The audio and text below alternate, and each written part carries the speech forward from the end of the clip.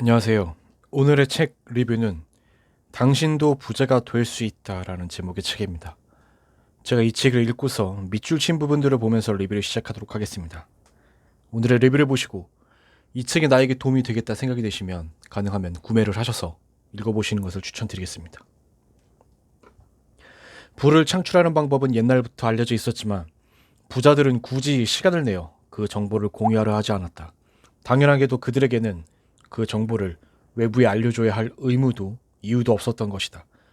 부자들이 부를 창출하는 법을 이해한다면 당신도 부자가 될 수 있다. 그렇게 정신없는 일상을 보내던 중 나는 드디어 한 가지 진실을 알게 되었다. 부자가 되기 위해서는 단순히 열심히 일하는 것 그 이상의 무언가가 필요하다는 것이다.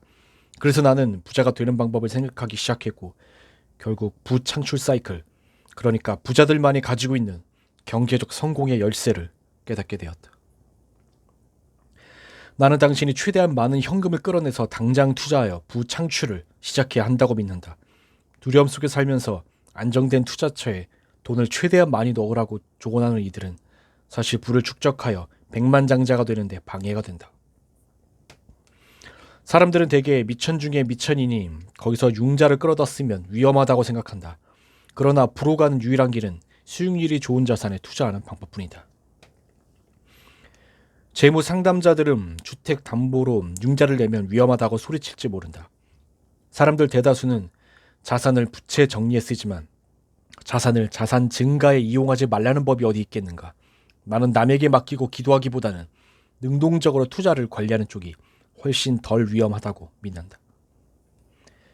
투자할 때마다 조사하고 연구해야 한다. 반드시 투자자는 자기 투자에 완전히 개입해야 한다. 부창출 사이클에서 수동적인 태도는 설 자리가 없다. 부창출 계좌에 쌓인 돈이 늘어나면 현금 흐름을 발생시키는 자산에 투입한다. 부창출 사이클에서 우리는 자산 소득이 발생하는 곳에 자산을 투자하고 그 자산 소득을 다시 새로운 자산에 투자하여 자산 소득이 꾸준히 들어오게 한다. 소득을 자산으로 바꾸고 자산을 소득으로 바꾸는 이 사이클이 부를 쌓아 유지하는 열쇠다. 돈이 당신을 위해 일해야지 당신이 돈을 위해 일해서는 안 된다. 당신은 이윤을 극대화하는 데 집중해야 한다. 성공한 투자자 대다수는 적은 돈을 꾸준히 투자하여 점점 큰 돈을 모으는 방식으로 그 지점에 도달했다.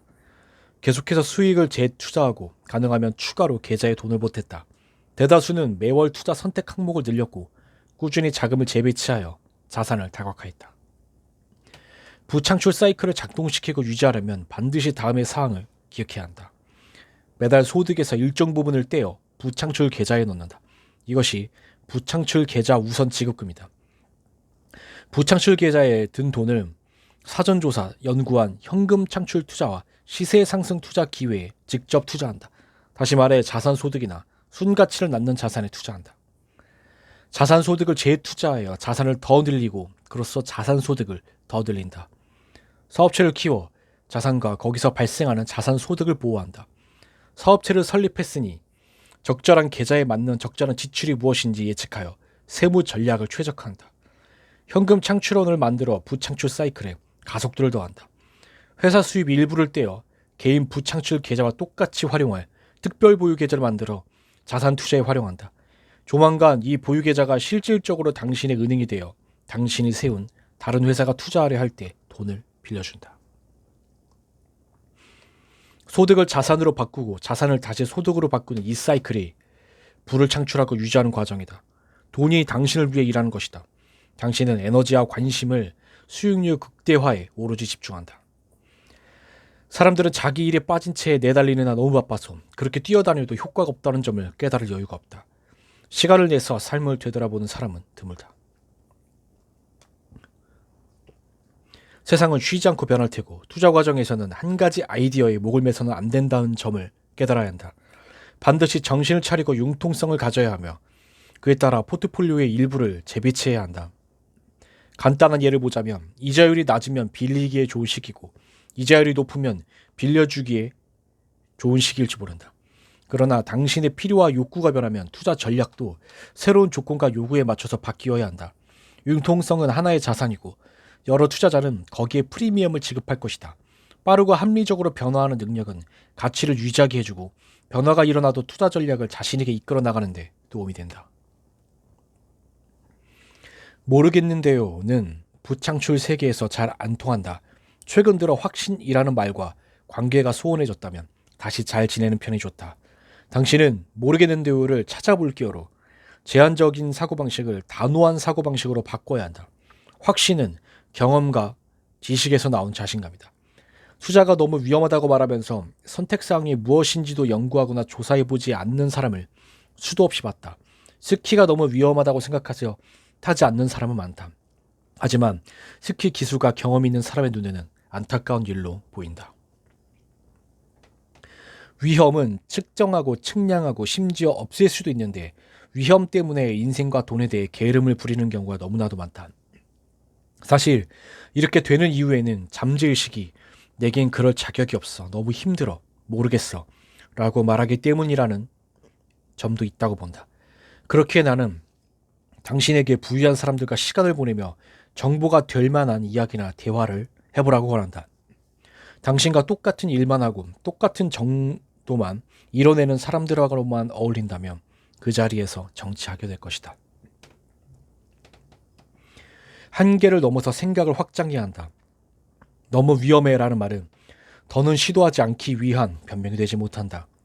부를 창출하는 길에서 당신의 위험을 다른 무엇보다 경험, 교육과 관련된 것으로 다시 정의하도록 도와주고 싶다.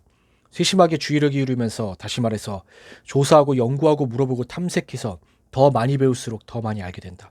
그리고 어떤 대상에 대해 더 많이 알면 위험은 그만큼 줄어든다. 조사할 때는 비판적인 시야를 잃지 말아야 한다. 나는 어떤 유명한 신문에서 사람들에게 투자하지 말고 돈을 저금하라고 말하면서 퇴직하고 나면 돈을 덜 쓰게 되니 위험한 방식을 따르지 말라고 쓴 기사를 보았다.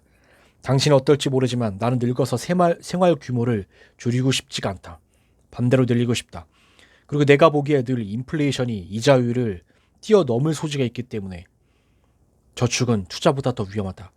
투자를 생각하기 전에 소비자 부채를 모두 갚으라고 말하는 상담자들도 봤다.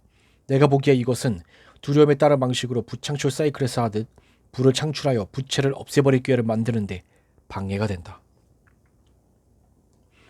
위험에 관해서는 다음 규칙을 명심하라. 기회를 늘려라.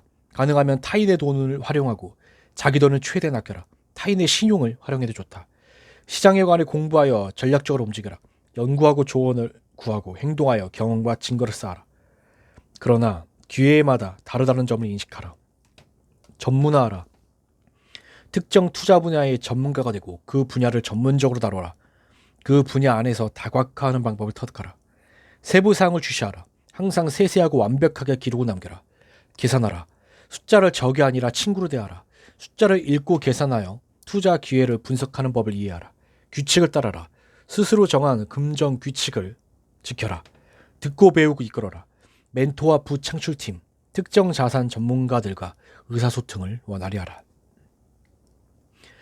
자신에게 먼저 쓰라는 말은 부자들의 금원이고 상황에 무관하게 따라야 하는 말이기도 하다. 이 말은 한마디로 수입의 일정 부분을 떼어서 투자하라는 것이다. 일정 금액을 정해서 해가 뜨든 비가 오든 지속해서 나가게 한다. 이것이 진부한 개념인데도 제대로 이해하지 못하는 경우가 너무나 많다. 심지어 재무 상담자가 이것을 저금하라는 개념과 혼동하는 경우도 보았다. 또 사람들에게 빚을 갚기 전에는 한 푼도 투자하지 말라고 말하는 재무 상담자도 보았다.